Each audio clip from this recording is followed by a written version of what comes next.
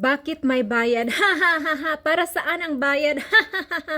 Hala, si Inday, bakit daw may bayad? Sabi niya, Oy Day, kumakain ka ba? Kasi pag hindi ka kumakain, ano nang mangyayari sa'yo, Day? So Day, bakit ka pa kumakain? Ha ha ha! Kumakain ka pa ba? 'Di ba tayo pag nagtatrabaho tayo, kailangang may sweldo para of course makakain tayo. Day, alangan naman magtatrabaho tayo na walang sweldo, paano naman tayo makakain yan? So may ilang Filipina nagre-report sila sa akin. Sabi nila, Hilga, alam mo ba na ginugosip ka sa kabila? Sabi ko, what do you mean, Day? Sabi nila, uy, may isang matchmaker na tinatawanan ka. I said, bakit daw? Ang ginawa niya daw is maggawa ng special live para daw ililibak ako. Sabi ko naman, uy, pabayaan niyo yan. Wala akong pakialam kung maglibak-libak sila sa akin. Sabi pa nila, uy, Hilga, tinatawanan ka niya. Sabi ko naman, bakit daw? Kasi nga daw, maraming Pilipina doon sa live niya na nagrereklamo daw about sa akin. Ang iba nagsasabi na makapal daw yung mukha ko, wala daw akong dignity, wala daw akong prinsipyo sa buhay kasi daw nagpababayad ako. At sabi naman ng isang matchmaker, ay akala ko ba nagtutulong siya ng mga Filipina kasi galing sa heart niya? Ay oo nga no, bakit ba siya nagpababayad kung kuno mabait naman daw siya? Sa mga tao dyan na mahilig magreklamo na bakit may bayad ko no, hoy Day, hindi niyo alam kung anong ibig sabihin ng investment at saka business kasi kung alam niyo, hindi kayo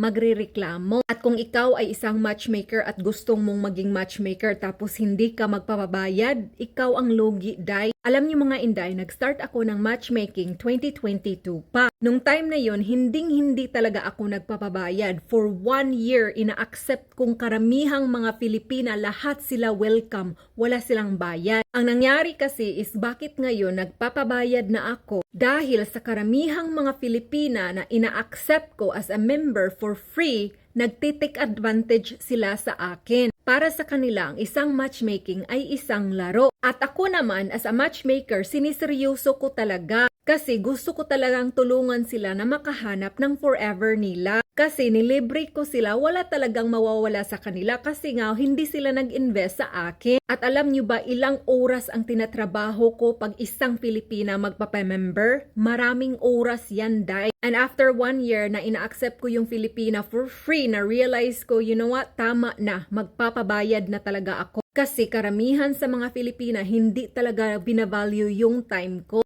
And I want you to know mga Filipina, mga kababayan, kung mag-sign up man kayo sa matchmaking service ko. Ang pagiging matchmaker ay hindi easy. Mahirap siya, marami siyang challenges. Kasi I am working as a human matchmaker hands-on full-time. Hindi ako isang computer na isang click mo lang, member ka na. Sa akin, dadaan ka pa sa maraming proseso para official ka ng maging membro. At sa dami ng mga Filipinang ini-interview ko, alam mo kung anong sabi nila? Yung iba nagsabi sa akin, Uy Hilga, alam mo ba bakit ako nag-sign up right away sa'yo? Sabi ko, bakit da? Kasi akala ko nagkamali ka sa presyo. Sabi ko, bakit naman ako nagkamali? Kasi alam mo Helga, yung pinapabayad mo sa aming mga Filipina is one-time fee lang tapos 3 to 5 years membership or until makita yung kamatch mo. Tapos alam mo ba Helga kung magkanong hingi ng ibang matchmaking service at saka yung ibang dating website? Sabi ko hindi ko alam kasi at the same time wala naman akong pakialam. Sabi nila alam mo Day, pag gusto mong maging exclusive as a member,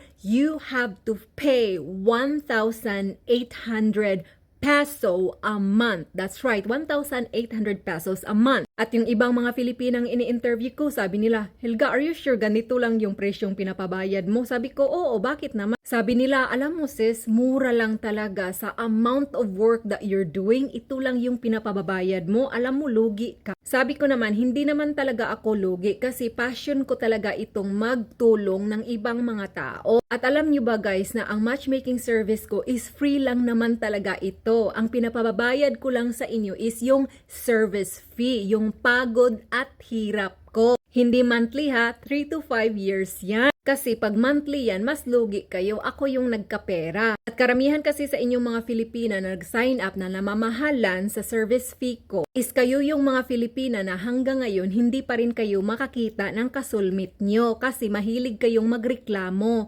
Puro kayo salita, kulang sa gawa. Gusto nyong magkaapam tapos may taong gustong tutulong sa inyo. In return, babayad ka lang sa service fee niya tapos ayaw nyo din. Ano bang gusto nyo mga Inday? Dadawat lang kayo ng mga limpyo na walang ginagawa sa buhay nyo.